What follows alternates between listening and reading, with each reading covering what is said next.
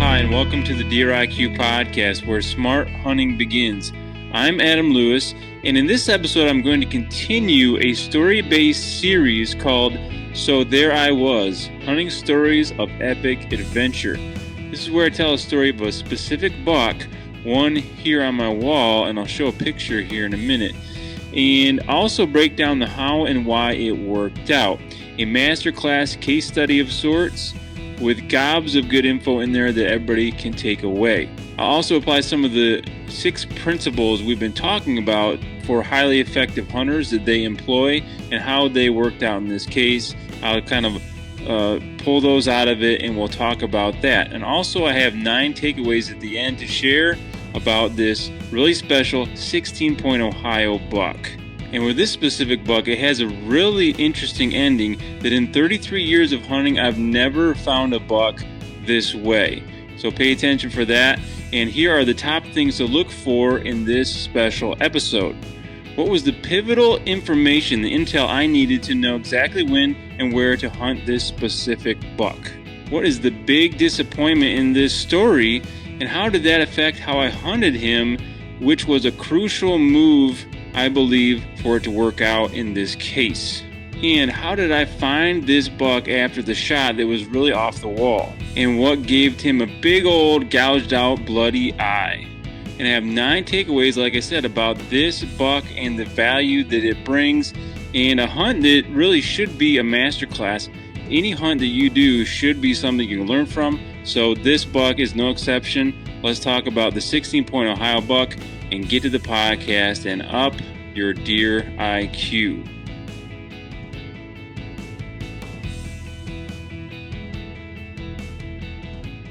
So as I talk about this buck, the first part is going to be a story that I actually wrote. I'm going to be reading it. So if you're watching this, that's why my eyes are darting around. It's just much better to tell it in that fashion.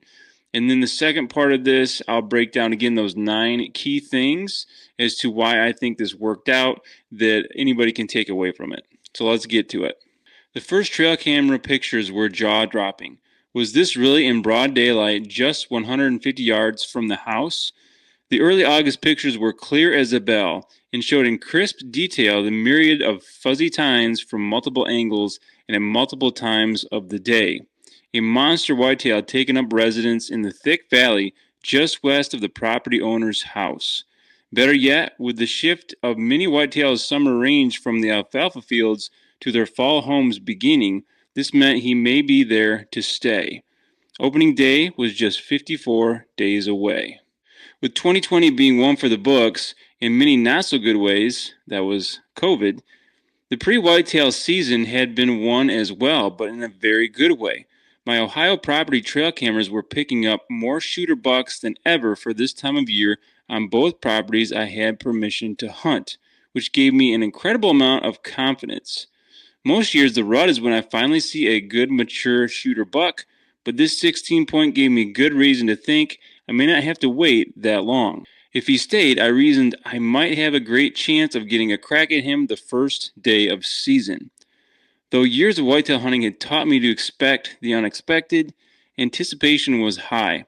I prepped 2 trees over the small opening in the valley where he had showed at my mineral lick, and would also allow an easy approach and setup for most any wind. Additional cameras were set in a dragnet on all major trails coming out of the valley, and I anxiously waited for opening weekend when I could return to gather intel and finalize a game plan. Several hundred yards to the north, on a hilltop field, I had a feeder and cellular camera, and if he stayed where he was, I expected to get occasional pictures of him there as well. I left on August 5th and anxiously awaited for them to pour in. I never liked to make assumptions and kept expectations low the next month and a half. I kept busy preparing locations on state land in Michigan and went through my gear list with a fine-tooth comb. Pictures began flowing in almost daily from the cell camera on the hill in Ohio, and with each one came the hopes of a glimpse of 16 tines. But none came. He must be staying within the valley and is showing on my camera there, I told myself. I was sure I'd have new pictures on the other cameras in my dragnet to guide my precision strike at him on the opener, now quickly approaching. The plan was set. I'd have the landowner pull all my trail camera cards 2 days before I arrived, and I'd check them the evening before the opener and set my plan based on this fresh intel. On September 25th, with my truck packed and a calm confidence, I made the 5-hour trek south to the Buckeye State. 4 SD cards full of pictures were sitting on the table when I got there, or so I thought. Shoot, the dragnet had failed, and particularly the camera at the Salt Lick where all the early August pictures of the 16 came from had not taken a single picture. All the other cameras around the valley had worked and taken pictures of various deer, but none were of him. This was the worst case scenario. I didn't know if he was here or not, and the only pictures I had of him were a month and a half old. Was he actually still there and shootable? Had he wandered off and made another parcel his home? To further complicate things, a beautiful wide 10-point I'd have gladly shot any other year had shown in daylight at another property 2 of the last 3 evenings. This made him a legitimate target. This made things difficult. However, with the chance of a giant and all the season in front of me, I decided to pass on the chance at the wide 10 and put in time at the last known haunt of the 16, the valley just 150 yards west of the landowner's house. I took no chances at messing up this opportunity. Giants like this just don't show up every year, let alone take up residence where you can easily hunt them. In the weeks prior to this anticipated first hunt, I put all the odds I could in my favor. A new activated carbon suit, meticulous descenting of every piece of gear, storage to prevent any contamination, and thoroughly soundproofing every piece of gear were all checked off the list. When I climbed the tree in the pre-dawn black that morning and leaned into my saddle, the game couldn't have been stacked any more in my favor. I was there, and I waited, but he never showed. The entire weekend. Maybe this was yet another tale of too good to be true, being just that. Maybe he had moved on. I reset all my cameras, put aside my high hopes of catching him, and waited to return in late October. There were other big bucks to go after, and although I'd give them all up to shoot the 16, experience had taught me focusing on one buck can lead to a mouthful of tag soup. I wasn't sure I was willing to taste that. Rain and low pressure hit hard October 28th, and as I left the evening of the 29th, the stage seemed perfectly set. Precipitation would end about an hour before daylight on my first sit of my weekend hunt, and with it bring a crisp, high-pressure system. I had the landowner pull my cards again the day before I arrived, with guarded hopes the 16 had reappeared.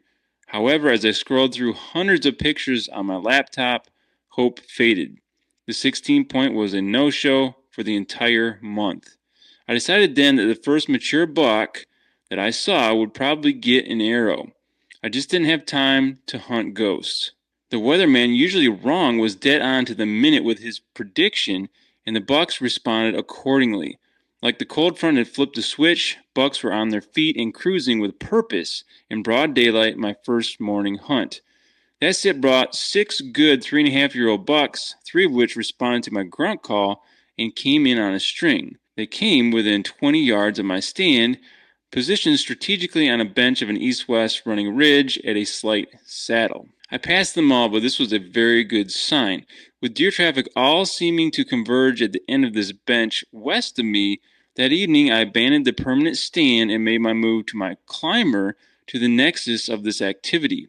My focus shifted from the 16 to a wide 9-point I had captured on camera several times in August, who had recently reappeared on camera.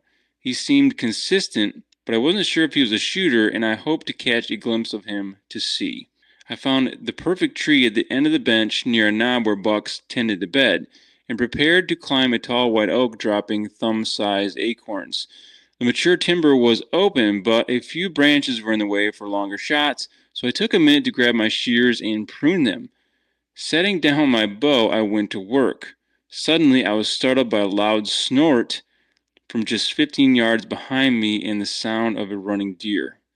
As I wheeled to look, a huge, wide 9-point bounded off and stopped about 80 yards away. It was him, and he was very wide. Grabbing my bow, I knelt behind a tree as we stared at each other for minutes. He obviously had heard me and came to check out, or had been walking down the bench and almost run headlong into me. Either way, I was in the right place at just the wrong time. After a tense minute of staring and stomping, and hoping he would venture 30 yards closer to further investigate what it was, he bounded off with a snort. If I'd only been there a few moments earlier, or in the other stand, I would have had a shot. That was my only opportunity of the evening, and it left me wondering if that would be my best of the season. Experience told me no, that things were just heating up. The next morning, I made the 20-minute drive to my other permission property, a 35-acre piece of thick slash, which gave a great rut action location to me every year. Messing up the chance at the wide 9 didn't feel good, but there was too many great bucks around to spend time beating myself up, and this property had at least 5 I wanted to see in hard horn. As the sun finally peaked over the hilly horizon, the frosty forest floor soon erupted in a crunching frenzy of buck activity. The steady flow of cruising 1.5, 2.5, and a couple nice 3.5-year-old bucks paraded past my stand. Both bigger bucks chased a doe around and under my stand, pushing her off into the brush. I was able to grunt both of these bucks back from their chase and had them standing in exactly the same spot at different times, just tempting me to launch an arrow. They were good bucks, heavy in the body, but not ones to fill a tag on. A great morning nonetheless, and as I headed back to the truck at midday, I looked at my cellular trail cam pictures, revealing a fuzzy late night picture that got my attention at the other property. I couldn't count them, but this buck had a lot of tines. Back at my main property, I planned a thick hillside hunt on an old oil well road just above where the August pictures of the 16 were taken. I was also about 100 yards from the picture from the previous night. If he was back, I'd have a good chance to see him in this location.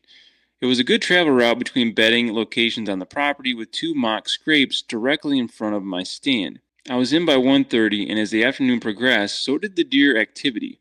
Over the next several hours, buck after buck emerged from the thick valley below me and hit the mock scrape just yards in front of me. A 6-point, 2 8-points, the flow was steady. The stand, being just 15 feet off the ground, gave me front seat to all that was going on, including a very nice 10-point that worked the licking branch for several minutes.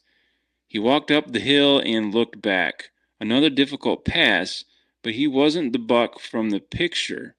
Not enough tines. About 45 minutes before dark, another 8-point pawed at the mock scrape, and then I heard it. The sound of chasing in the choked valley below got both our attentions. Cranking my neck toward the noise behind me, a doe popped into a small opening and looked back. Deep grunting, and then the sound of a tree being trashed told me a big buck was only 50 yards or so away.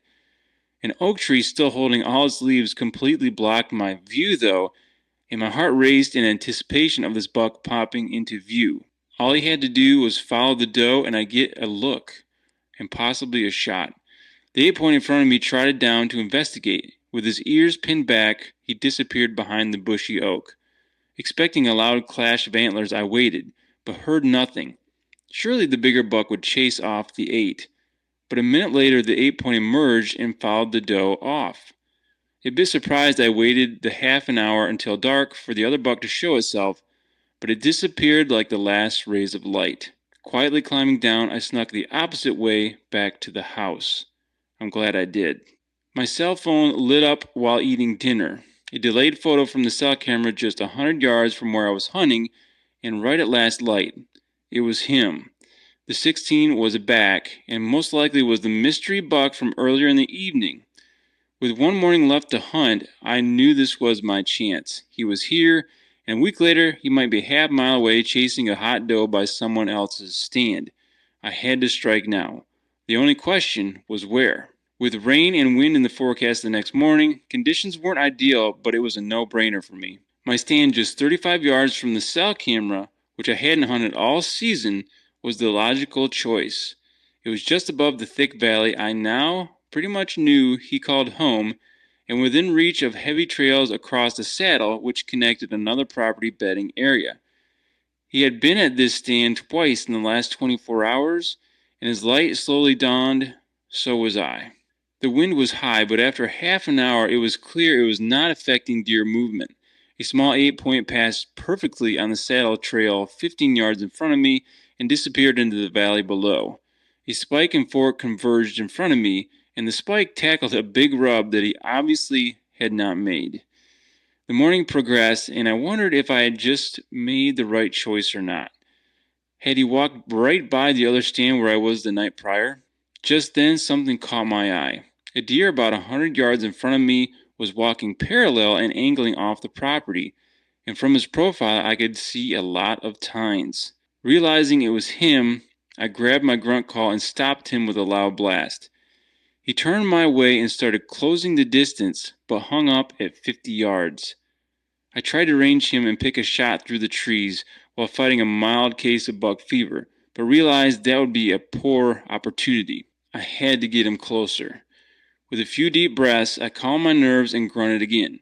This time, he committed. Harshly angling toward me, I came to full draw at 35 yards. With each step, he turned more broadside, and finally at 25 yards, feeling he had turned enough, I let my arrow fly. The hit looked good, but a little bit back as I watched him tear across the woods and disappear into the deep valley hideout. The wind now brought a spitting rain with it, and after 10 minutes I quickly got down to check my arrow and look for initial blood. It took a while, but I finally found the arrow about 40 yards down the trail with only moderate blood, and what I saw on the arrow raised some serious doubts. I knew he was slightly angled, but the sight of bile on the arrow made my stomach turn. A questionable hit, so I'd have to back out, and even with rain coming, I'd have to wait. Reluctantly, I made a wide circle back to the fields and around and back down to the house. It was a tough wait, but was the right call. Rain started lightly and then turned to snow as the temperatures plummeted. If he was dead, this was good, and I decided to give him 6 hours before peeking over the crest of the valley to scan for a brown body. If I didn't see him, I may wait for the next morning.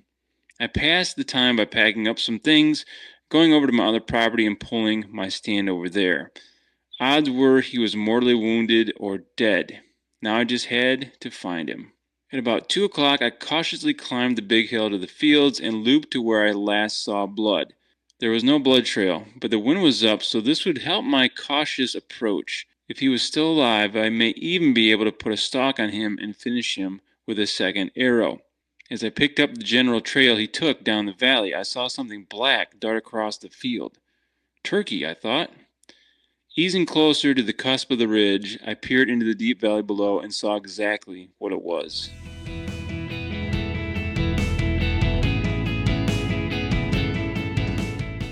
Okay, and here is your high IQ moment.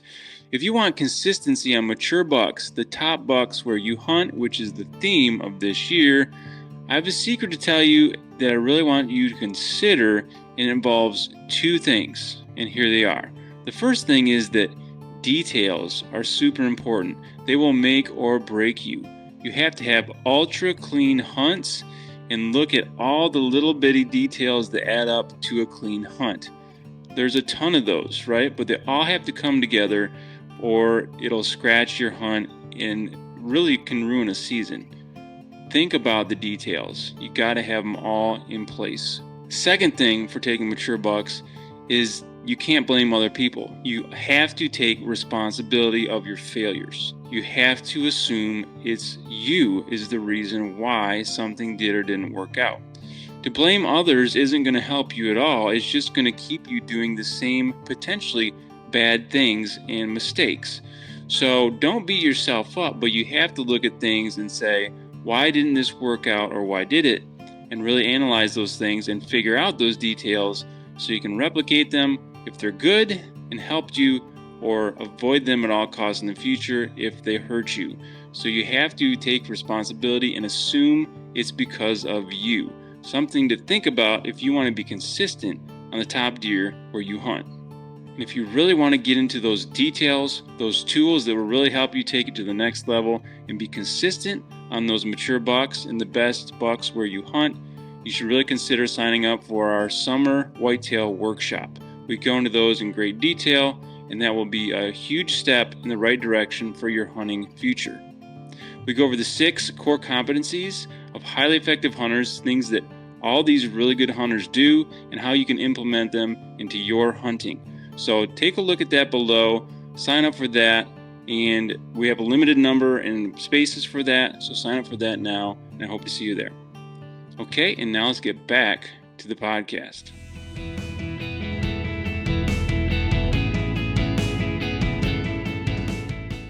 Easing closer to the cusp of the ridge, I peered into the deep valley below and saw exactly what it was.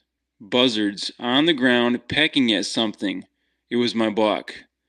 Jogging down the big steep hill, buzzards scattered like bowling pins, and I feared the coyotes had also gotten to him. Fortunately, as I got closer, I could see he was intact. The buzzards had pecked him pretty good, but he was only missing his left eye, which was bloody and just a big, bloody mess, and a softball-sized piece of meat out of his hams.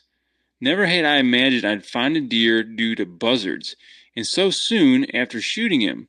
His awkward resting position revealed the shot was good, and that he expired just after my last visual, crashing down the hill and piling into a big oak tree. I was truly amazed. The 16-point beast that I thought had disappeared for good now filled my hands, and what a sweet 16 he was. Okay, so that's the story of the 16 point and how I found him with his, eye missing and just the blood coming down his face. It's a pretty bad looking photo when I show it here. People always ask what happened to him, if he was in a fight or not, but no, it was buzzards. Really interesting way, most interesting way I've ever found a buck. But now let's look at 9 points. 9 things that I thought of as I looked at this and looked at the why of this hunt that I could learn from it, and then I'm going to share with you.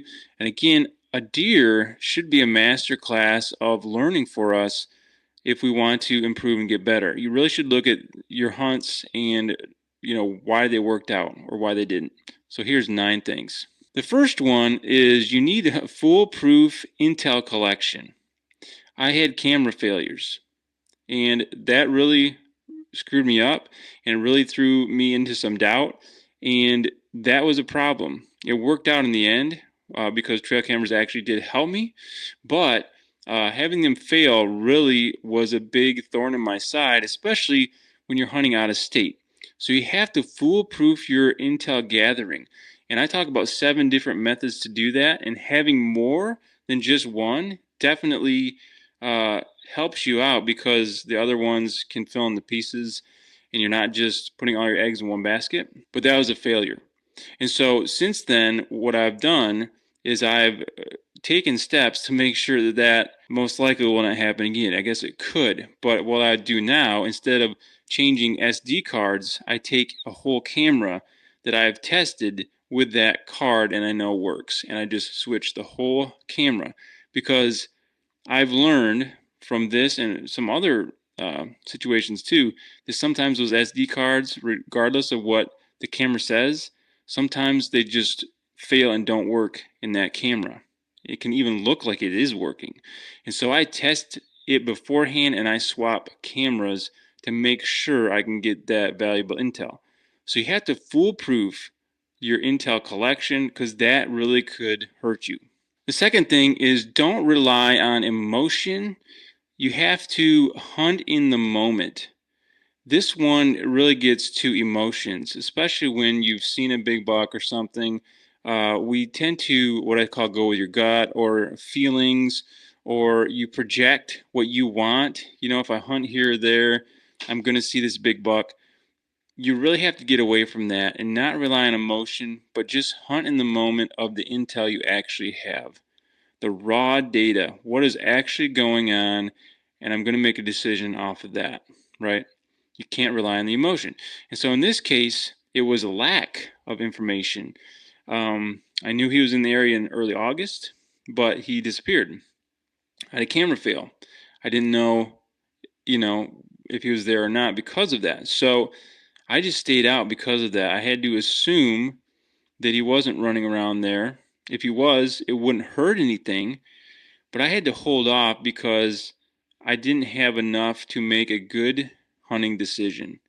And so I had to rely on what I had, in this case didn't have, just the actual data that was in front of me. I couldn't go off what I wanted or what I felt, or that, wow, I really wanted to hunt this buck.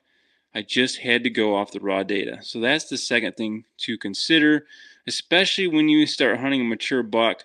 Your emotions can get involved, and you have to kind of remove that and be real objective and look at what is going on right now and what I know. 3 is related to that. When in doubt, stay out. I was in doubt about this buck being in this valley after a month and a half of him going AWOL, and so I had to just stay out. It was the smartest thing to do. It wouldn't hurt anything if I stayed out, probably, if he was actually still there. And so I didn't want to push him out. It wasn't the rut yet, like he was going to be going elsewhere. And so the smartest call, when I didn't know, when I didn't have the intel, is just stay out sometimes. You have to do that. And the idea is you have to be self-controlled many times, and you have to get the timing right. Number 4 is let him tell you when it's time to hunt him. You have to let him tell you when he's killable. In this case, it was the trail cam pictures. It was the actual encounter where I didn't see him, but I'm pretty sure that was him. So I had a physical encounter with him, and then I had trail camera information to back it up. And that was him telling me when and where I could actually kill him. And that's what you're waiting for, and you have to wait for that. The 5th thing is leveraging the phases of season. So if you don't know and you're worried that, let's say, the rut is going to take this buck somewhere else, which could happen, and someone else shoot it, like in the story, I was kind of concerned about that. The next best thing you can do is leverage the phases of season and historic data and what you know about those things. We've talked about buck profiles before. If you have that information about a buck or about a place, a stand profile or location profile, that's what you have to rely on. And in this case, the phase was pre-rut, right? And so I just stayed out and timed it and said my best bet, and this goes to going into the highest odds hunts possible. My best bet was pre-rut. If he's still here, he's going to start getting daylight active, and that's when I have to wait to hunt him and see. And it panned out. That's what I had to do. I had to leverage the phases of season and what I knew about that to get the further intel that I needed. Point 6 is don't overthink or don't over strategize. Once I saw pictures of him and I knew he was active in that area, by a certain stand I had, sometimes it's easy to try to project too much and like, well, maybe he's going to be over here tomorrow or over there, and you overthink it. He proved to me he was showing in daylight at that location, and so I just hunted it. And many times, don't try to overthink it. Just, again, go with what they're telling you they're doing right now. And it worked out. He was within, 100 yards of that stand that morning. I was able to call him over. He proved to me he was in that location. If I'd have hunted somewhere else trying to predict maybe he was 500 yards over here, I probably wouldn't have seen him. And so don't overthink it when it gets to this. When you get that data about the when and where, get in there and hunt it. Number 7 has to do with after the shot. So I was unsure about the shot because of what was on the arrow. And this tip is just this: giving more time than necessary. He didn't need all that time. It was actually a really good shot. He was dead within 30 seconds at least. But giving him more time didn't hurt. A lot of people, and I used to do this too, you get excited and you go after deer too quickly. You just want to see, you want to know, right? That is not the best approach, right? Give them more time than needed. In this case, the worst case scenario was he got pecked up a little bit by these buzzards, which is super odd, right? But giving him more time only was helpful. If you push a deer or jump them out of a bed and they're, half dead, that pushes them somewhere else, maybe off the property you have, and it just makes it a lot harder for you. And I've interviewed a lot of deer trackers, and they all say the same thing. You got to leave them sit. If you can find them in their first bed and just let them be, you can usually find them there and dead within 100, 200 yards max. But if you start pushing them because you're anxious or whatever, it's going to come back to bite you. You're going to lose more deer. So If you're really unsure, unless you see him topple or you know it's a double lung or something, just give him more time than needed.